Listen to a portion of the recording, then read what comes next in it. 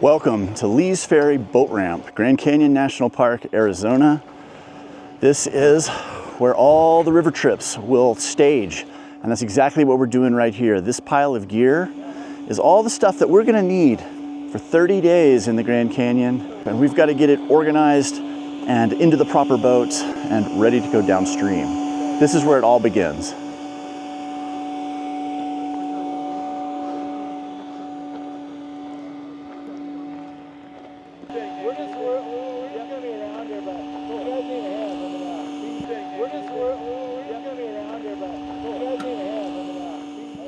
All right, we've got the rafts rigged. First ones are coming down. I'm walking over here because we're only going about 200, 300 feet. And we've got some new rowers. So I'm gonna go down here and basically kind of be there receiving them, telling them where to stop and helping them with their bow lines. But it's been a busy day packing, and I think we're all pretty tired. I don't think any of us slept really good last night. Your mind's just running with all the things you might be forgetting, but we're gonna sleep good tonight, and tomorrow it really begins.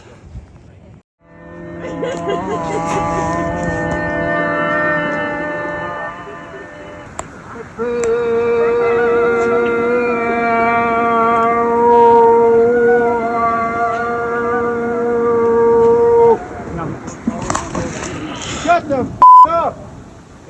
That's how you wake up in the Grand Canyon. Good morning. It is 27 degrees here at Lee's Ferry. I'm packing up my tent and we're getting ready to hit the water for a big day today. Always the first day, you're getting everything shaken out really for the next couple of days. Everybody's gonna be kind of getting into their systems, getting into the groove, getting your bags packed the way you want them, getting to where you can find things in those bags. It's all part of the process.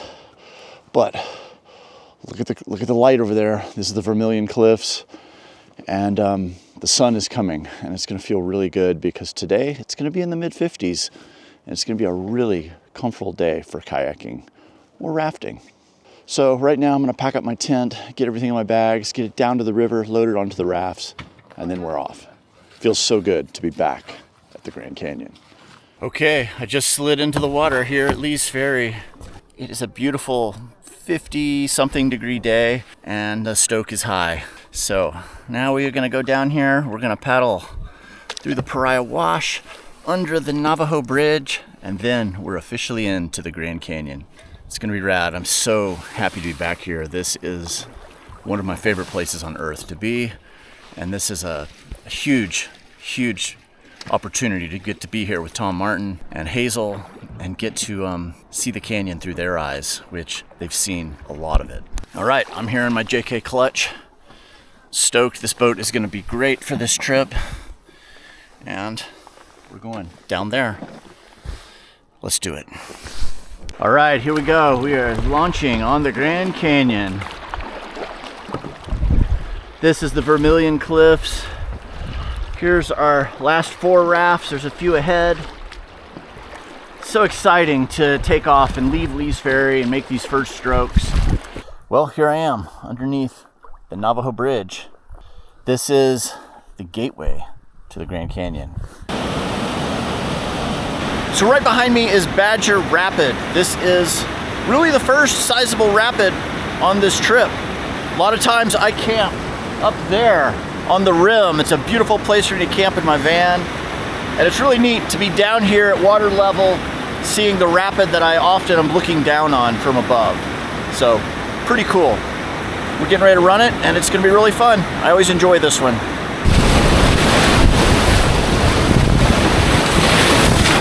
Ooh.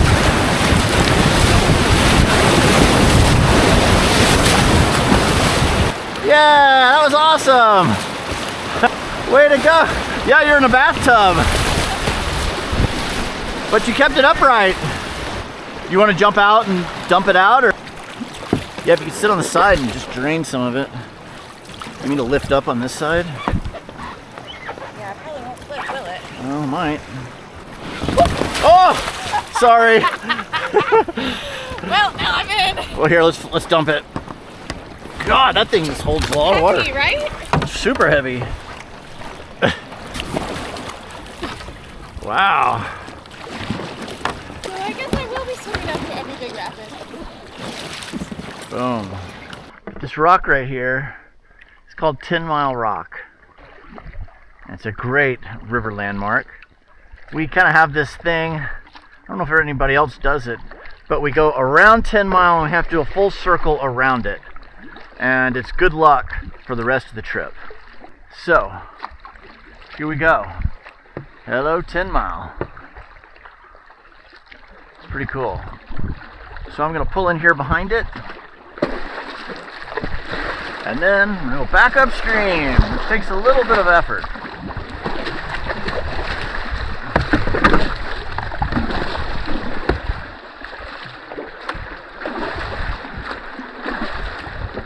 Here we go. All right, under the schnoz.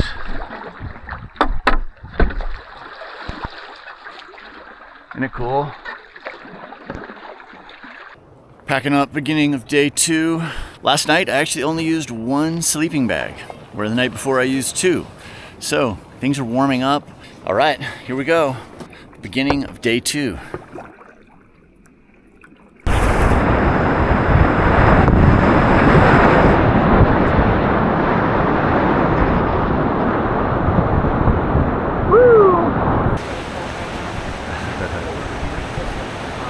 See you down there. Have fun.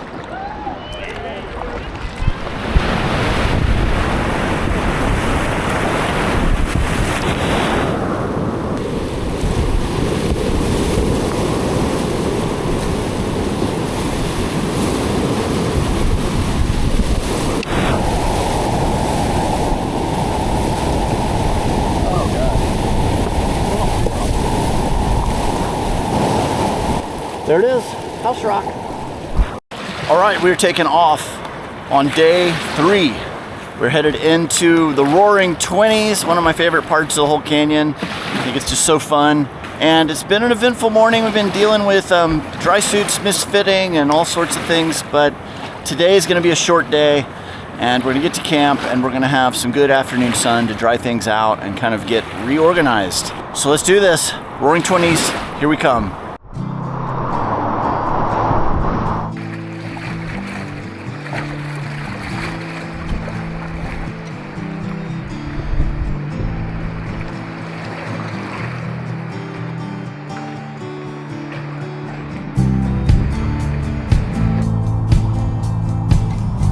This is called the Redwall. You probably see kind of why. It's actually limestone stained red by the supai strata that's above it. It's sandstone. It just disappears into the river. So cool. I am inside the Redwall Cavern, a must-stop place on anyone's Grand Canyon trip. It's this huge cave in the Redwall. And you can see it would hold hundreds of people in here. It's just massive.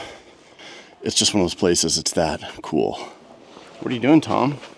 Well, this is a 1923 USGS photograph, Whoa. which I'm trying to rematch. You see the person standing on the rock there? I do. So you turn and look out here, and you can see Aiden out there on the rock. All right? Yeah, he's tiny. And there's a short bit of sky here. You don't get a lot of sky in this photo, right? Yeah. So we're up over here without a lot of sky. And then this distant skyline has to line up with that shelf right there. That point. So that distant is on that point, and then there's a long rise above it. There's a long rise above it there. So that dials us in where we're at. And now I need to take the picture. That's great.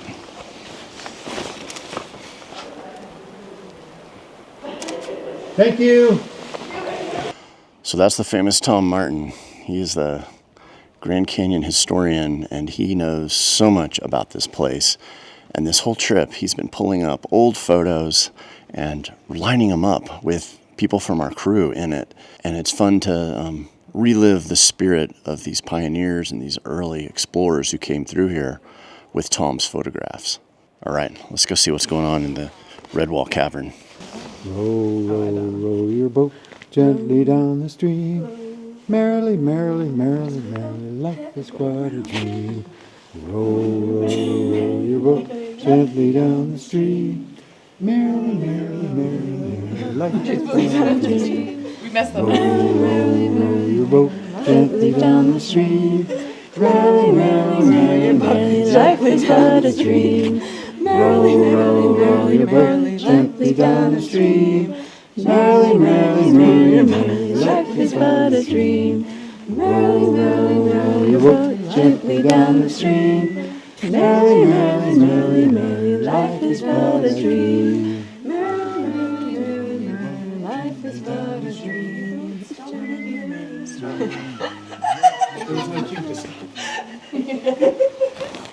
That is good in a group chant.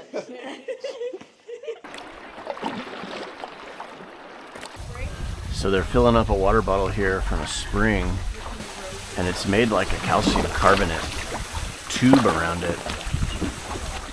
It's warm in there. Is it really? Yeah. A warm spring.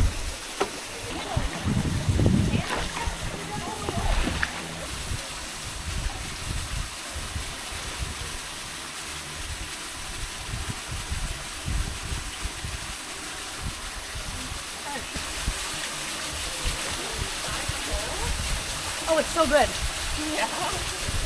Very cool. Grand Canyon spring water. Well, I've gone on a little hike today. Today is our first layover day, and this is a beautiful part of the Grand Canyon. We're right at the bottom of the Redwall group, which is the strata of geology. And right now I'm sitting on the top of the Redwall group. So if you look across here, this is Redwall here, and our camp is down here. Where is it? Down here in the shadows. It's a beautiful little spot. It's really been a nice place to camp. So this is our first layover day, and a layover day means that we aren't paddling today. We've taken a day off from going down the river, and we're just gonna sit in one beautiful camp all day. Now that gives us the ability to come up and hike to places like this, and that's really special. Tom Martin has really done a good job of figuring out an itinerary that'll give us the maximum layover days and still get us our mileage. So today we're wandering around here at the top of the Redwall group. Different people are doing different things. I can see some of them are down there bathing in the river. Some of them are just hanging out at camp.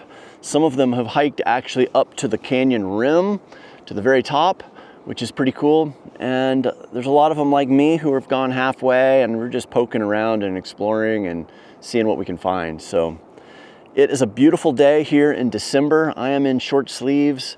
It's probably 65, 70 degrees. It is really nice. And the water down there is glowing turquoise. It is beautiful.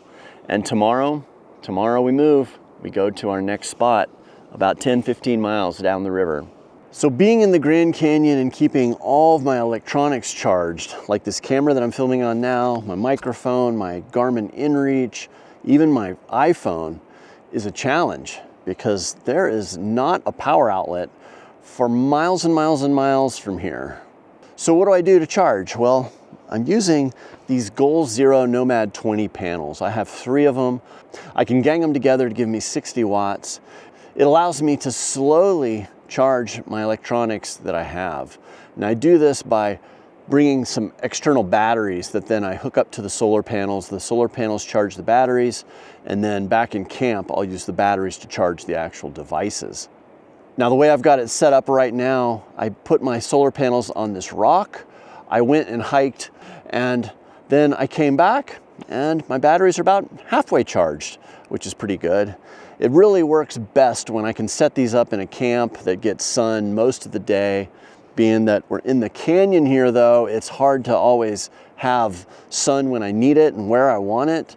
So sometimes I'll have to do things like I'm doing right now, hike up here on halfway up the Grand Canyon and set them up in a place that I think is going to get sun for 4 or 5 hours of the day and let them charge as much as they can. But that's part of doing a Grand Canyon trip, is you are in a canyon. And on top of that, we're doing a winter trip in December. So the sun is very low on the horizon over here, which then you put yourself in a 3,000 foot deep canyon. It can be hard to find direct sunlight. but I'm making it work, and so far so good. Now we're only on day 5, so we'll see. At some point during the trip, I might not film for you guys for a little while, and that's just because my battery capacity is extinguished and I need to charge everything back up. If you guys have a good portable solar power setup, leave me a comment down below. I would love to know what it is. I love the Goal Zero products, but who knows, maybe you have something that you think works better. I'd love to hear about it. All right, the sun just set over the canyon wall, so it's time for me to pack all this up, hike back down to camp, and it's gonna be dinner before too long. All right, I'll see you in a little bit. Oh, from the square. Oh, I think I know what you're talking about now. If you walk out onto the road, and you've got Old Town Billiard, downtown. All right, we're approaching the Nankoweap Granaries, and you walk this little ledge here that I'm on, and it takes you to this really special place. Right here are ancient Puebloan structures. These granaries, which is a place where the natives would have grown crops down here in this kind of a delta of the river below. And they would have brought their grain and whatever it is they had up here to store it. Now you got to think back then, anytime you left out any grains of any sort, the mice were after it. Just like they are in our camps here, the mice are always looking for something to eat, and so they had to figure out a way to store their food supply, or maybe in this case, their seeds that they're going to replant these fields the next season. They had to figure out a way to keep them safe. So they created these granaries, but they would stack these full of grain, brick in the openings so nothing could get in there, man or mice. And they're put up here on this cliffside where there's a natural overhang, protects it from the elements some. Tom was just doing another photo realignment where he takes an old photo from the 1920s and he tries to realign it to see how things have changed in the area. But this is a wonderful stop and a good chance to get out, hike up here, stretch your legs, and see something really special. All right, we're going down there. Well, we've made it to the Little Colorado River, but this right here is the confluence of the Colorado River and the Little Colorado River. Two very different bodies of water, and the Little Colorado runs through the Navajo Nation. And it's a very holy place to a lot of the different Indian tribes, including the Navajos and the Hopis. About 5 miles upstream from here is the center of the Hopi universe, which is the Hopi salt mines. And it's kind of strange that somehow when they did all the treaties and assigned all the reservations, the Hopi center of the universe, their most spiritual place, ended up on the Navajo reservation. But this little area here is the Little Colorado River, and it has this milky, when the sun hits it, blue water. Right now it's just kind of a silvery gray.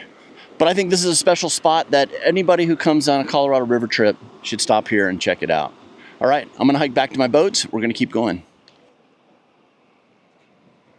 All right, we're at a spot that Tom knew about that is pretty undescript. It's just the side of the river. There's some sand dunes, and we pulled off. And he said, hike up in here a little bit and you're gonna find lots of pottery shards and signs of the ancient Puebloan people.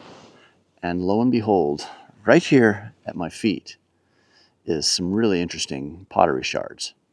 So this was made as probably a coil type pottery. And then they go through and they'll smooth it out on the inside. And you can actually see the marks here. But they use something to smooth it out, but you can see lines.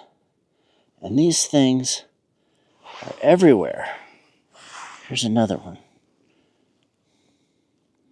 Now, as you find these, we've been instructed by Tom and the National Park Service to make sure we put them back in the same spot, because archaeologists will come through here, and if we've moved them even a little bit, it kind of confuses the story.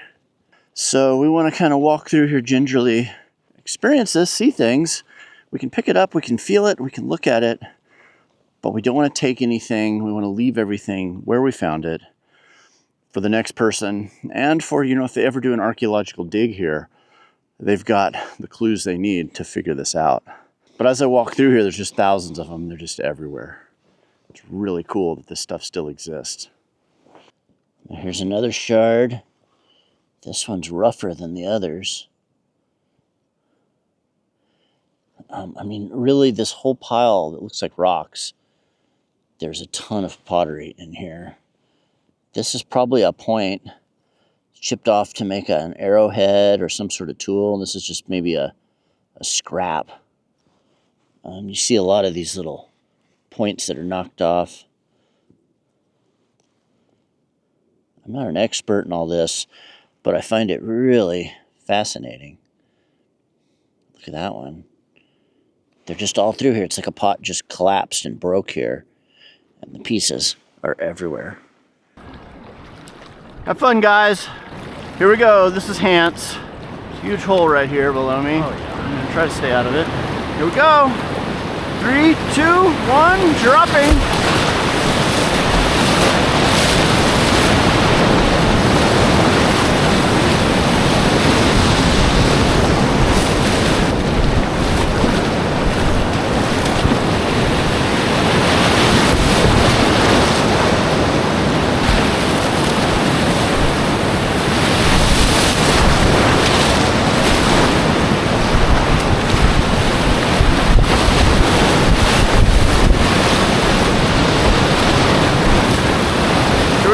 Land of Giants.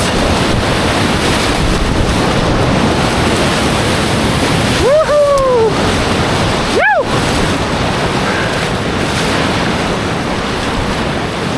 Here's a big boy.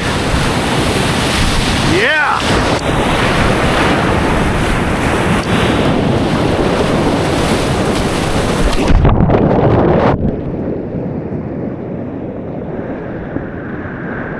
One roll.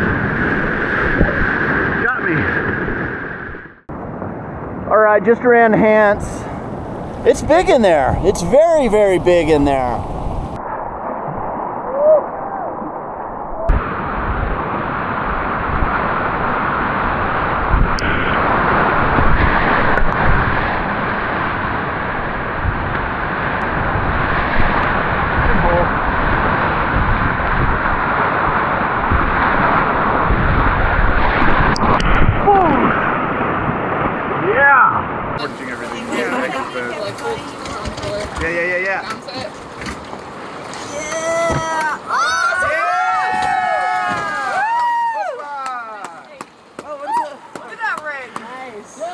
Alright, we just made a stop here at Phantom Ranch. We were able to get water. The water system has been broken for the last couple of weeks, or maybe longer. So we just filled up a bunch of our big 5-gallon containers. I think we're set for a while. This will save us a lot of time in having to filter water down the road from either the river, which you got to let the sediment settle out, or finding springs. It's just really nice to have good water that we can just fill up the jugs and keep on trucking. So that's what we're doing. We're trying now to get down to mile 91 camp. That'll be our camp tonight. This right there is the Black Bridge, and there's going to be another bridge right here around the corner. And look, the cottonwood trees that Susan Cherry planted are turning yellow.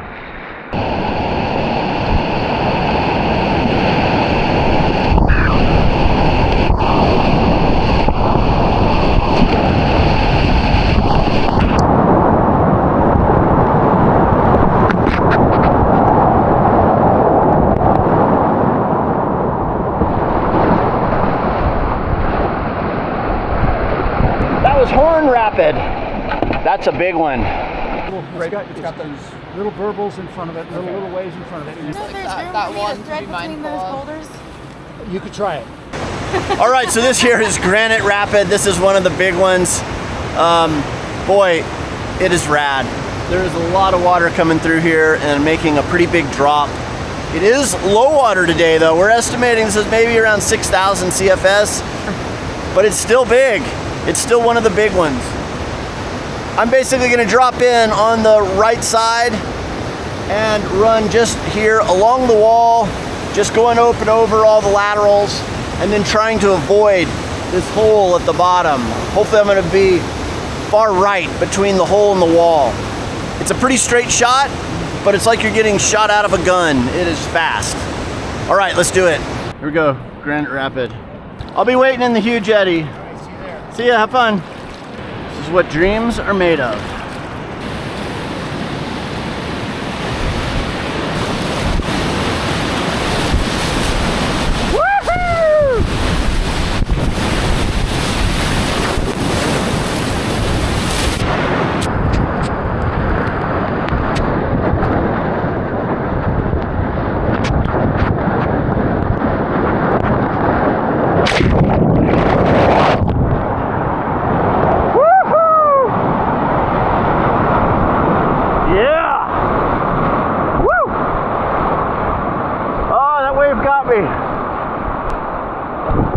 I remember doing this with Abby the first time. Such a cool moment. Scary and cool. Drop it into Hermit. Look at this big, beautiful wave that's in here. I'm gonna catch that right. Ooh.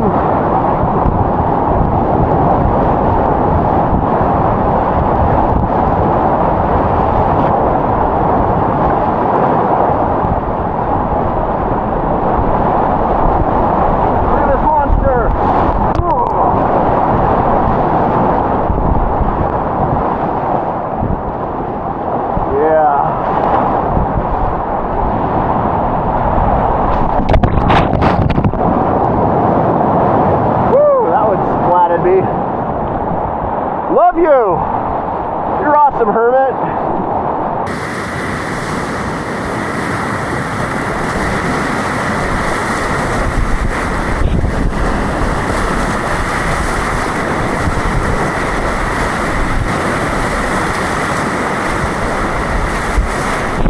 This is Crystal Rapid. Right there is the Crystal Hole.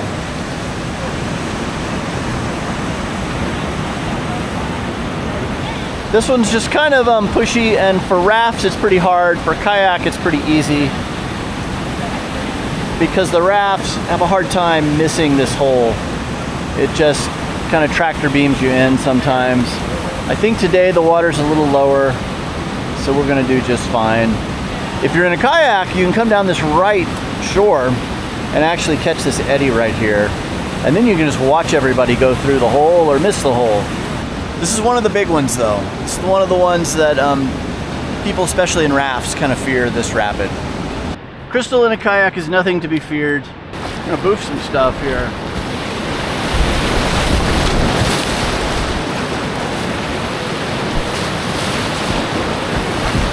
See, it's easy.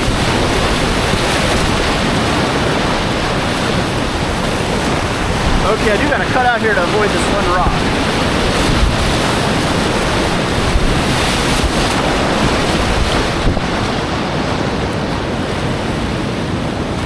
No problem. There's the Crystal Hole.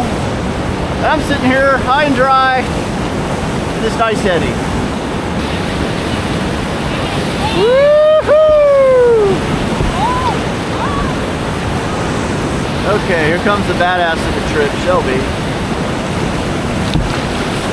Woohoo! Oh my God! You just braced the Packraft. Yeah! Goodbye, big monster hole.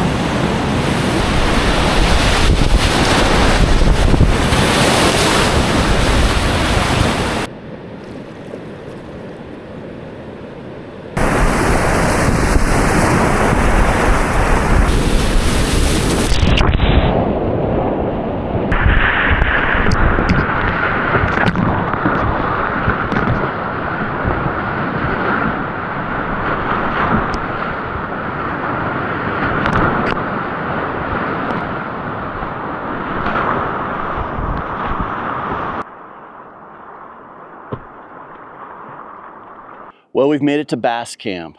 It is a wonderful campsite here, right on the edge of the Colorado River. I've got my tent perched right here on this gravelly flat spot amongst these beautifully polished rocks. So you might have guessed it, today's a layover day, because yesterday was a big day. We probably paddled more rapids than we will in any other single day of this whole trip was yesterday. Shelby, who was in the Packraft, had her Packraft literally rip in half going through one of these massive rapids. Needless to say, she is not going to be Packrafting the rest of this trip. She's going to be riding on one of the rafts, which is kind of a bummer because she was doing really great. But it is a beautiful, probably 72 degrees out here today. I'm in short sleeves and shorts, hanging out here in my little beautiful camp that I have right on the edge of the river. It is just a wonderful place to take in the Grand Canyon.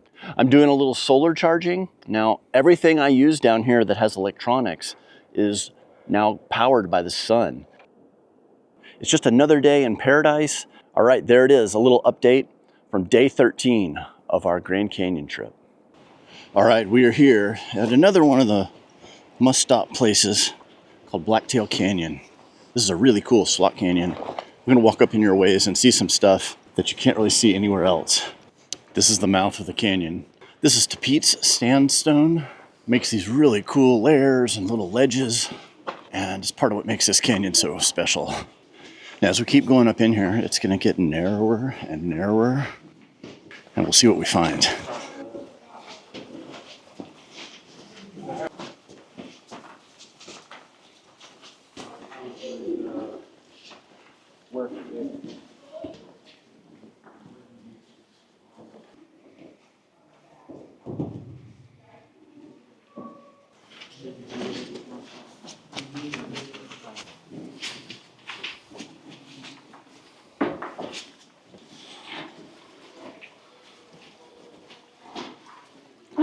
Oh, great. Thanks, Helen. Will you go first?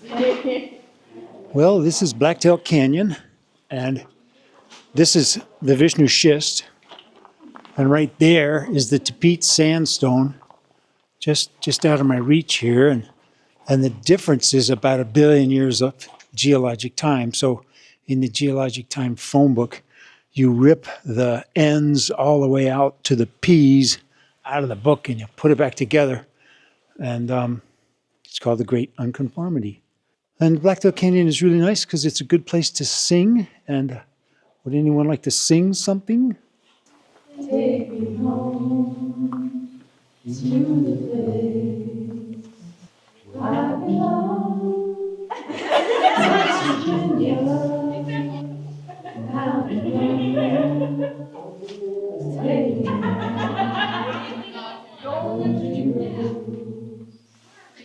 So here's the Vishnu Schist, which is probably not Vishnu Schist here. It's going to be a different type of schist based on the work that Laura Crossie and Carl Karlstrom have done. And then there's this layer here of beat up schist here. And then there's the Tapete sandstone, quartz sandstone.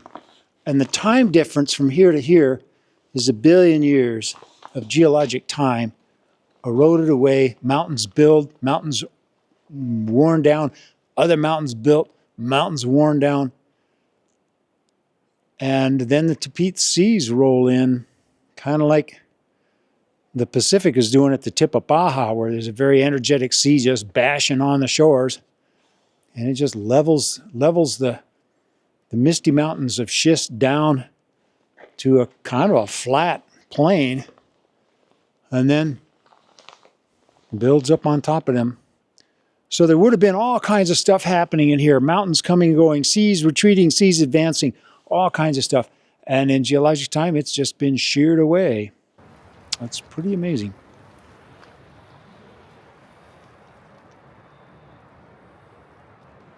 What's really, really cool about this is this, right here. This is mud, sand. It's really nice sand. It's the kind of sand that makes lovely beaches, and it's from that river over there.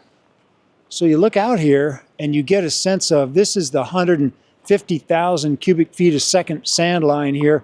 Maybe there's a flood of 180, 200,000 CFS. That's another 10 feet over my head, maybe. That this sand is settling out in right here. And it would make a dam. It would dam up the mouth of this canyon. Then the canyon would flash flood, and it would have to blow out all this sand to get down to the river. and then the river would flood again and dam this all back up again with this wonderful sediment. So people, we want to look at the billion-year-old unconformity, but I love seeing this little deposit of sand here from the river back before Glen Canyon Dam. All right, so this is Blacktail Canyon. This was a really good stop, and how awesome to have Tom Martin with us to tell us the stories about this place. He knows the Grand Canyon better than most, and I am learning a lot on this trip. I'm really grateful that he invited me to come on his raft trip. All right, we still got some miles to do before we get to our next camp. See you at the next one.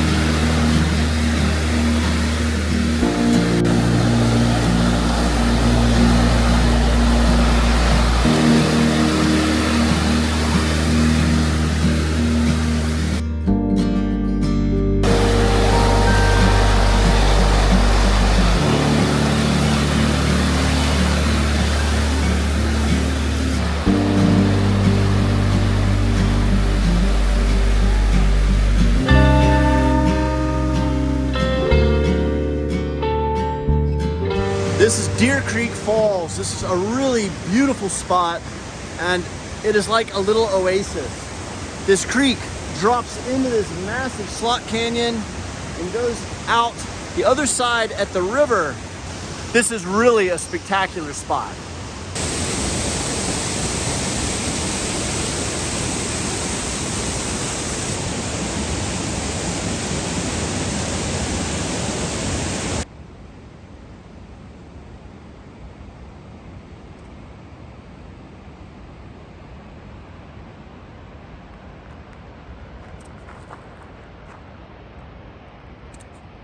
Last time.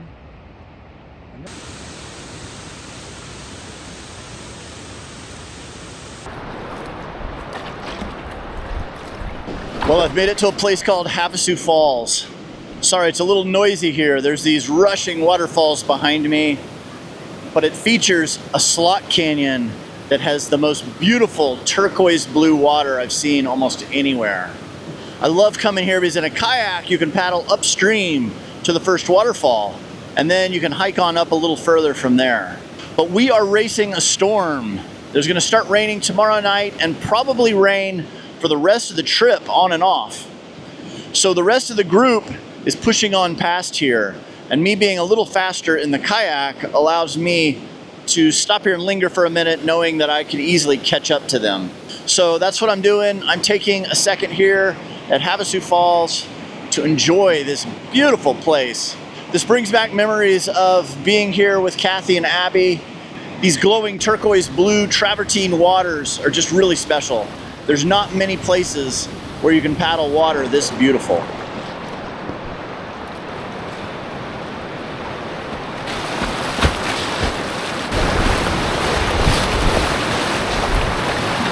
I'm here in my tent, and it's about 6 a.m.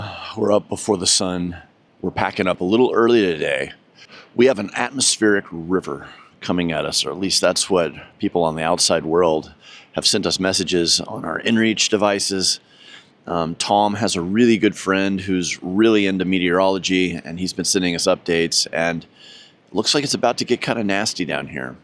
So yesterday, we paddled 30 miles. Normally, a big day would be 20 miles, and yesterday we did 30. Today, we're going to do another 30-mile day, plus we're going to run Lava Falls, the most feared rapid in all of the Grand Canyon. Why would we do 60 miles in 2 days? Well, we're trying to make it to this one particular camp, and hopefully it'll be a great place for us to weather this storm. So we are hammered down. We're starting today a little early, and hopefully we all have good runs through lava, no boats flip, and we will then make it to this camp this afternoon. And in theory, it's going to start raining tonight.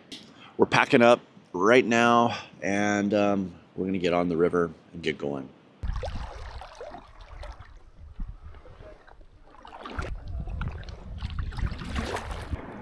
I just came around the corner, and you probably can't see this, but on the horizon down there, there's a little bit of white just fluttering up occasionally. That's lava. This is the biggest rapid on the Grand Canyon, the one most people fear, and it's right below me. Let's go over there. I'm gonna jump out and we're gonna have a closer look. Okay, I'm out of my boat. There's a very well beaten trail here that takes me up to a little viewpoint where I'm gonna get a great view of lava. So I would call what I feel excited. Now I've run this rapid before and it's always exciting. Sometimes it is scary. It's a big one and it feels kind of like a culmination of the whitewater on this trip, because after this, there's still gonna be some good rapids, but nothing close. So I'm gonna pick my way up and we're gonna get our first look.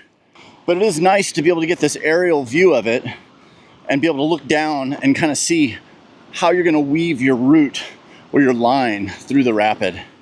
And that's really important as a paddler to get that view. And I'm gonna be picking out landmarks or sometimes watermarks, meaning I'm looking for features in the river, a wave, a splash, a rock, whatever it might be. I'm looking for that to then let me know where I am in the river in relation to the things that I want to avoid, to give me a roadmap as far as where I want to go. So here we go. Here's the rock here where we get a really good view, a little more up close and personal. And the big kahuna doesn't look that big today. Like the wave. Yeah, that big standing wave down there. Builds up, breaks down. You hit all that straight, you're good. The V wave is still V wave, kind of crushing in the middle here. And so your bubble line is bubbling you here. Let it take you to the right a little bit so that you can just clear the ledge hole and push left if you can, and then tee up and hang on. You don't want to go too far right. Clearly, you'll flip in that pour over right along the right shore. You just want to be left of that, and you're good. So these waves down here at the bottom are as big as trucks, but they're actually mostly friendly. You can tell occasionally they'll crash onto themselves. And if I happen to be going down there, it's going to be like someone pouring a load of cement on my head, and it'll inevitably flip me, but it's easy in a kayak to be able to roll up again later.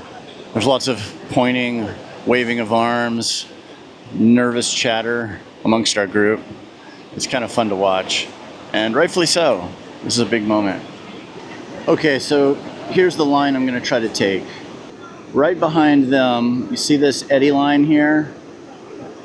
This eddy line we like to call the bubble line. See where the tip of my finger is?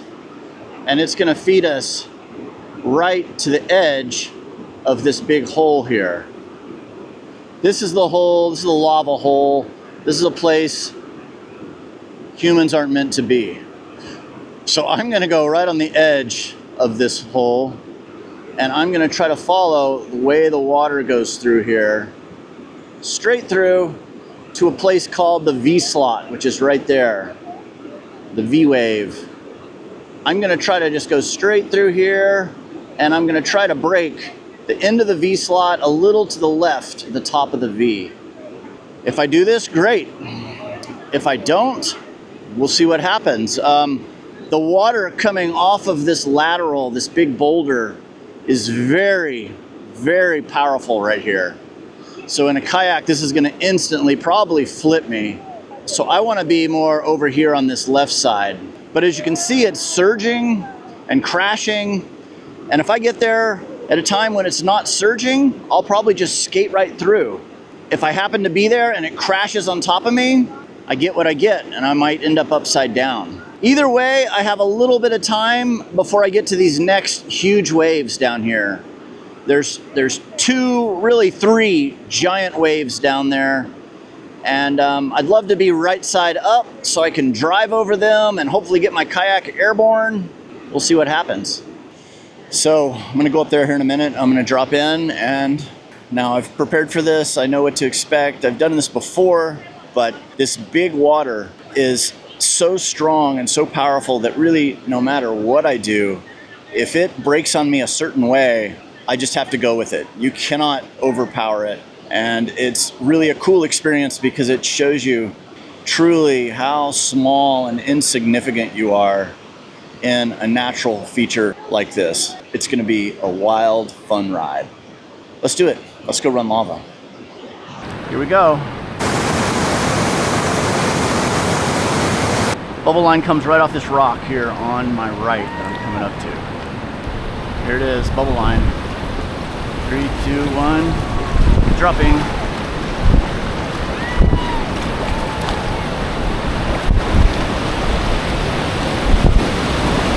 Here we go.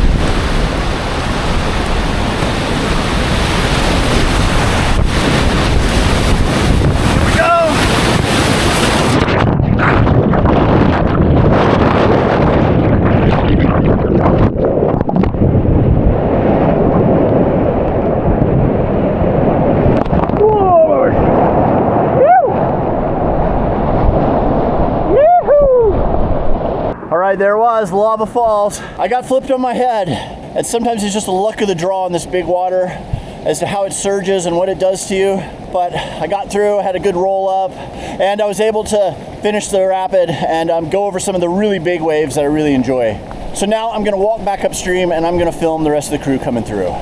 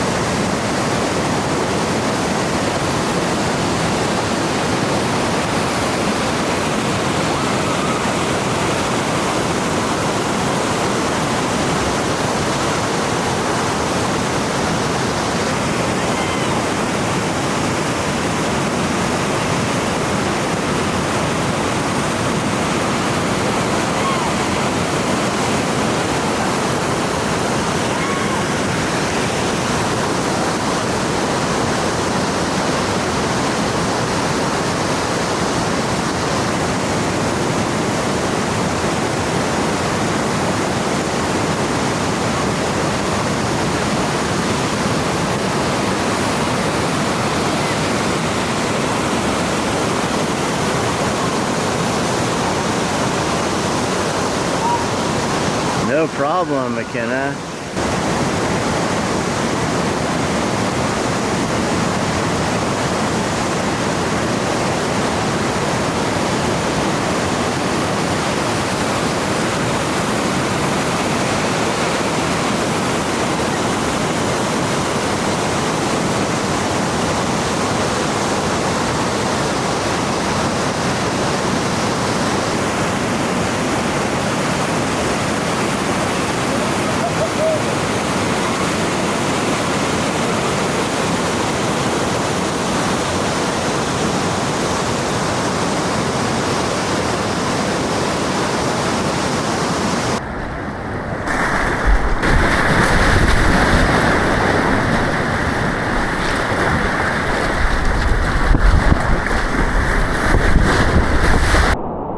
Tom is holding a bag of what I assume is truffles. And now it's called truffle beef. Even better. One bone, little Crazy. You did it just like timed it just right. You came up in that big wave. This is a spring, an artesian spring, and it's literally coming out of the ground right here. Well, we've made it to a place called Parrish Creek. This is the place where we're going to sit out the storm that's coming. But we have the shelter of this big cliff that runs along here.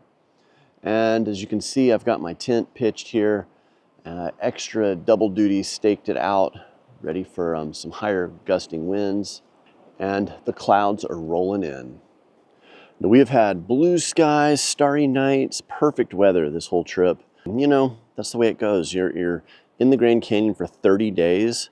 You kind of got to expect some bad weather in 30 days. But generally, the weather has been about 10 to 15 degrees warmer than normal.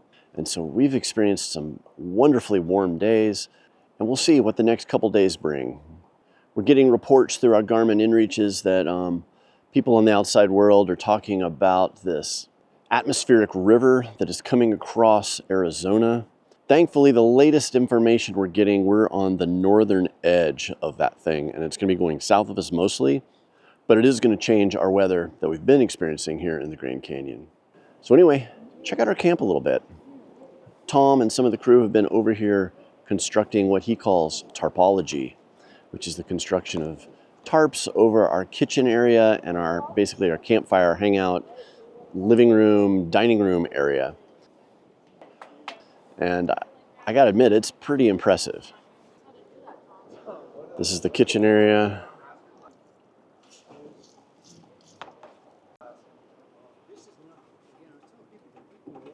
This will be the fire pit area. It is all anchored with buried rocks and wood and tied off to vegetation. These are oars, tarps, and lots of rope and straps. Pretty much everything we have on board can double duty into making a shelter like this, plus a couple of tarps. Now you might be wondering, what's the bathroom like? Well, when you're on a river trip, the bathroom is called the Groover. There is a Groover Trail, this is the Groover Trail. And you can tell it by, this is the lid to the Groover, which I'm going to show you in a second. You come down here, and this is a hand wash station. There is river water with a little bleach in there. There is one's clean, one's dirty. This hand wash station is done by pushing this bulb with your foot. I'll pump that with my foot, and then water comes out here. There's soap and a place to wash your hands. This right here is a Rubbermaid tub that has the toilet paper in it. That is the key to the bathroom. You can't go into the bathroom unless you have the key. If you have the key and you're over there doing your thing in the bathroom, then obviously no one's going to walk in on you. So it gives you a little privacy. As we keep moving back the Groover Trail, walk down here, and this is the Groover. Groover is a riverside toilet system that we carry on board to pack all of our human waste out. This box here is Groover supplies. It's extra toilet paper. It's powdered bleach. And this whole thing packs up and folds up into there. And then this tank is the poop tank. It has a lid just like at home with a seat. You know how that works.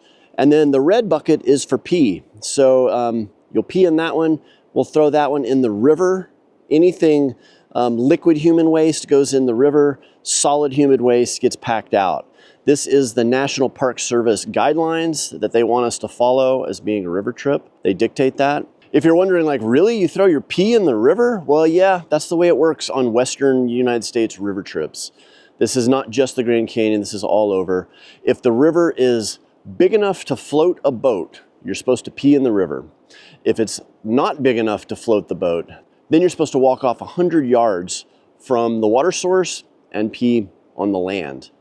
That's the way the National Park Service dictates it. That's the way a lot of land agencies want us to do it. And they found that the solution to pollution is dilution. And if you have a large enough body of water to dilute it, then you're fine throwing the pee in the river. Now, we would never throw the poo in the river. The poo goes in the box and gets taken out with us, and then it'll go to a water treatment sanitation facility in Flagstaff, where we'll dump all of that and take care of it just like you would with an RV or something. But this is the Groover. This is how we do it. Well, it's Christmas Day 2025. We're here about river mile 200. And last night, a storm blew through. It rained nearly all night. I found that my tent fly had some pretty good holes in it, so I was getting dripped on. I rigged up one of my extra tarps that I carry. I put it underneath the fly to kind of channel some of the water away from me, hopefully. And that mostly worked, although a lot of my gear here in the tent is wet, and it is up there drying right now on that clothesline that I've rigged up on the cliffside. It is a beautiful sunny day, and I am getting everything dried out. I'm gonna try to patch some of the holes on the fly with Aqua Seal. Honestly, I'm not even really seeing holes. I think it's coming through the seam tape. That's something I've dealt with before, so I'll try to take care of that with what I've got on hand. But I do feel like one of the best things I could have gotten for Christmas is this sunshine that's coming in right now to dry all my gear out, to give me a more comfortable night tonight. Well, and I am grateful. It's Christmas Day, and Kathy sent a little gift with me. It's been fun having my Garmin inReach right here, being able to talk to Abby, Kathy, my dad, even my aunt and John. It's been really nice to get to talk to those people and kind of have a little connection to the outside world and what's familiar. But it's also really neat to be in here in the Grand Canyon in such a surreal environment. Get to spend time here with these great people that I'm on this trip with. I hope you guys are all having great Christmas days yourself. All right, guys, Merry Christmas.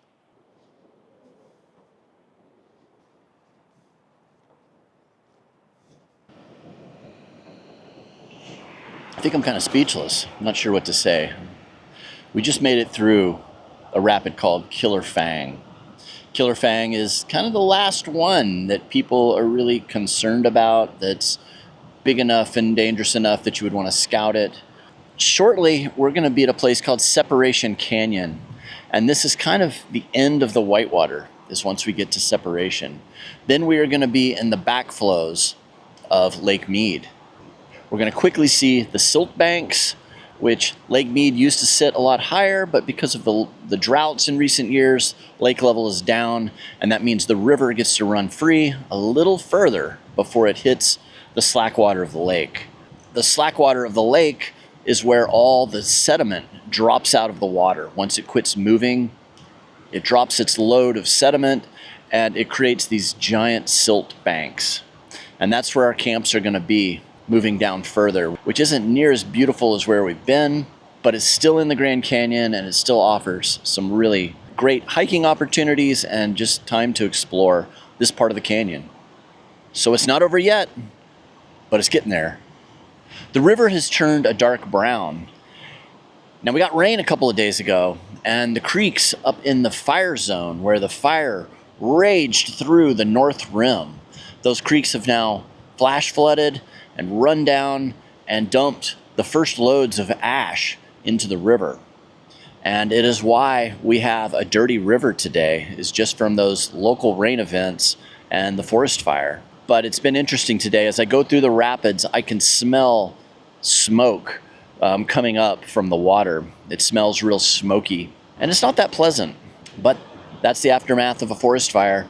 You know, once the fire's over, it doesn't mean that it's over. It's going to really change this landscape in here for the next years to come. So we're just seeing the first signs of that. All right, let's go on down. We got a few more rapids to run, and then we'll be at camp.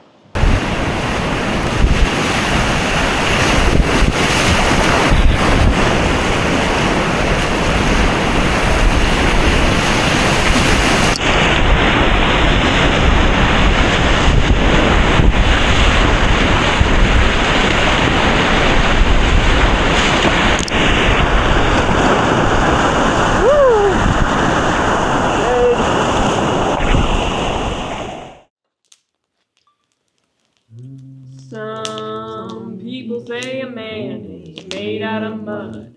A poor man's made out of muscle and blood. Muscle and blood and skin and bone. Got a mind that's weak, get a back that's strong. You load 16 tons, and what do you get? Another day older and deeper in debt. Say, Peter, don't you call me, 'cause I can't go. I owe my soul to the company store. Well, I was born one morning when the sun didn't shine. I picked up my shovel and I walked to the mine. I loaded 16 tons of number 9 coal, and the foreman said, well, what's my soul? Loaded 16 tons. What do you get? Another day older and deeper in debt. St. Peter, don't you call me, 'cause I can't go. I owe my soul to the company store. Well, if you see me coming, better step aside. A lot of men did it, a lot of men died. With one fist of iron and the other of steel. If the right don't get you, then the left one will. 16 tons, what do you get? Another day older and a deeper in debt. St. Peter, don't you call me, 'cause I can't go. I owe my soul to the company store.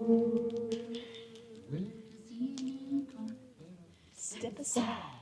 A lot of men did it, a lot of men died.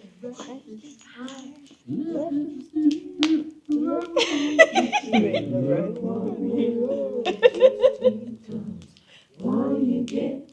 Another day older and deeper in debt. Peter, don't you call me, 'cause I can't go. Oh, my soul to the company store. Good morning, Grand Canyon. We are here on day 28 of our Grand Canyon River trip, and we're at a very cool place called Columbine Falls. And what a little oasis we have discovered here. Look at that thing. So we are surrounded by ferns, by trees. It's got fall color and things that really need a wet environment to live. And we're here in one of the driest places in the bottom of the Grand Canyon, and these things are finding life. So this is our second to last day in the canyon. It's supposed to rain all tonight and all tomorrow. We've had a glorious 30 days down here, and you got to take some of the bad with a lot of the good. So anyway, here it is, Columbine Falls. What a cool place. Good morning, Grand Canyon. This is the last time I'm gonna crawl out of my little tent. I've got things hanging in here drying, my gloves, my little towel, my solar lantern here. It's darker than normal in here because my tent fly has got a couple holes in it at this point. And I've draped over 2 of my small tarps that I carry with me for a lot of different reasons, but one is to use in this instance in case my fly fails. So even though it's morning, it feels like it's night in here because it's so thick, it's very dark. But I'm gonna crawl out of the tent now. I'm gonna head over to breakfast.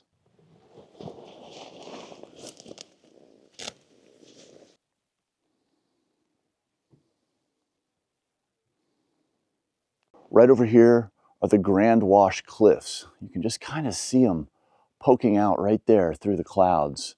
That is the western terminus of Grand Canyon. Now we still have some miles to go to the west to get to the boat ramp and where we're actually going to take our boats out of the water. But this is a camp that Tom Martin always wanted to stay at and wanted to do some hiking around in this area and explore, but it's always so close to the takeout that he never did. And so he thought, this is the trip. We're gonna do a layover camp here, and we're gonna explore this area that normally gets overlooked by a lot of river travelers. Now on this trip, we've essentially broken up into different work detail crews. So any given day, one crew will be cooking, one crew will be taking care of the bathroom and the fire pit, another crew will be doing the dishes, and then one crew is off. We rotate through these duties every day, meaning I'll be on for 3 days doing 3 different duties, and then on the 4th day, you have an off day. There's a lot to do in a camp like this, and this gives us the ability for everyone to take part in that and also have the chance to have some time off as well. And the good news is I'm off today. So we'll set up our individual tents and little camping areas wherever we want around our main camp. Some of them have a wide variety of places. You can be like I am over here on a little rock ledge. You can be down in the sandy beach. You could be in the little tamarisk forest. You know, it's up to you. So we roll into a place and we figure out where the community area is going to be, where we're going to set up the kitchen, where we're going to set up the fire pan and all the chairs and kind of the hangout area. And then everybody goes off and chooses their own place to camp. But this camp's a little different because we're on a ledge camp, and a ledge camp means that it's tucked usually into a place where there wouldn't normally be a camp, but for the only reason that there is some exposed rock creating a flat level ledge allows us to set up a camp in these spots. I really like the ledge camps because they're really clean, and you don't get the sand and grit in all your gear and everything you're doing. And we haven't stayed at many ledge camps on this trip. But She Who Waves Goodbye is a very long and narrow ledge camp. It's only about 8 feet deep and maybe, I don't know, 100 feet long. So it's a little more crowded than the other camps that we've had throughout this trip. Morning, Hazel. What is it? Whoa. First annual Super Bowl Sunday backgammon tournament. What trip was that from? When? 2000. Wow.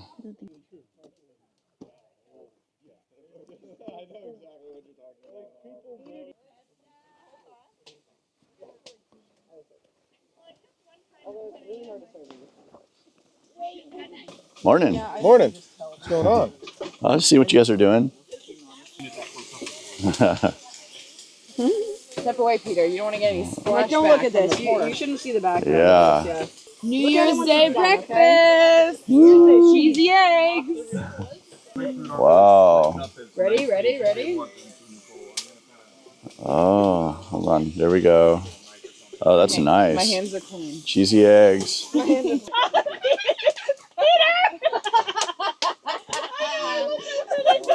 This is not going. All right, so this is where we have all the rafts tied up.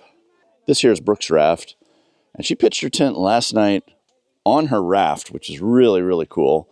This is a serious Grand Canyon vet move to do. Our little tarpology is collapsing a little bit. We're going to do some tweaks to it this morning. This right here is our dishwashing station. We wash dishes in these cast, whatever they are, aluminum buckets. They go through hot water, 2 runs of hot with soap, a rinse, and the last one has bleach in it to kill any bacteria that's in there. This is the dish drying rack. So they'll come out of the buckets into here, they drip dry for a little bit, and then they get stowed away in the kitchen. So we have had the most beautiful winter weather down here this whole trip. So it's been gorgeous, but I think we're paying the piper right now. This has been one of the best Decembers I've ever spent. We've spent 30 days below the rim in the Grand Canyon, traveling the 280 miles along the Colorado River. From one boundary, Lee's Ferry, all the way to the Grand Wash Cliffs that are right here above me, to Pierce Ferry. This is the river trip of a lifetime. It has amazing whitewater, incredible camping. You get to live and experience intimately one of the 7 wonders of the world, the Grand Canyon. And it's something that I hope all of you guys get to check out on your own someday. Now, it is great getting to drive up to the South Rim or the North Rim and look out on this vast canyon. But really from there, you're seeing only a sliver of it, a tiny little bit of this massive place. And if you really want to do it justice and get to know it just a tiny bit better, come down the Colorado River, 280 miles, and get to experience it from the bottom up. It's really spectacular. It changes so much as you make this journey.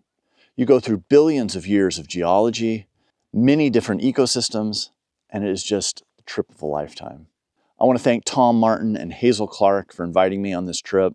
It has been such a joy to get to see a place that they are intimately familiar with and to learn about it from their perspective. It's been super fun getting to paddle my kayak through the massive rapids, getting to camp in wild and great places like right here on this ledge. But tomorrow we're going to paddle 2 or 3 miles downstream to Pierce Ferry, where we're going to take out. We're going to have our shuttle drivers waiting for us there with trailers. Our whole kit will get broken down into hundreds of little pieces and stacked on those trailers. The boats will be deflated. The raft frames will come off. All the camping gear will go in their duffel bags and either be in the trailer or the back of the truck. And we'll make the drive back to Flagstaff, back to civilization, and out of the canyon. This stage is always kind of exciting and sad at the same time because we've had a wonderful experience down here and you kind of don't want it to end. But you are excited to get back to what is normal and connect with friends and family. And we've spent Christmas and New Year's down here below the rim. I'm grateful that my family allowed me to be gone and to take advantage of this trip with Tom and Hazel because I feel like it really is a very special opportunity and I wanted to make the most of that. I'm grateful for you guys and my patrons. You guys were so understanding when I told you I was going to go on this trip. I wasn't going to be creating content for over a month. And all of you were so supportive, saying, yes, go out there, have a vacation, do something you're excited about, and let us know when you're back. Well, here it is. I'm back. And I've got a lot of great ideas for content moving forward into 2026.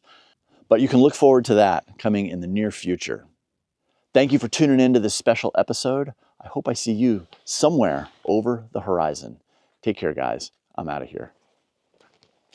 I took my troubles down to Madame Rouge, from which doctor told me that's what I should do. See, I was down bad and she had herself a line, and 7 little bottles of love potion number 9. I told her that I was a flop with chicks. I've been that way since 1956. She looked at my palm and she made a magic sign. She said, what you need is love potion number 9. She bent down and turned around and gave me a wink. She said, I'm gonna mix it up right here in the sink. It smelled like turpentine and looked like India ink. I held my nose, I closed my eyes, I took a drink. I couldn't tell if it was day or night. I started kissing everything inside. But when I kissed her cop down 34th and Vine, she broke my little bottle of love potion number 9.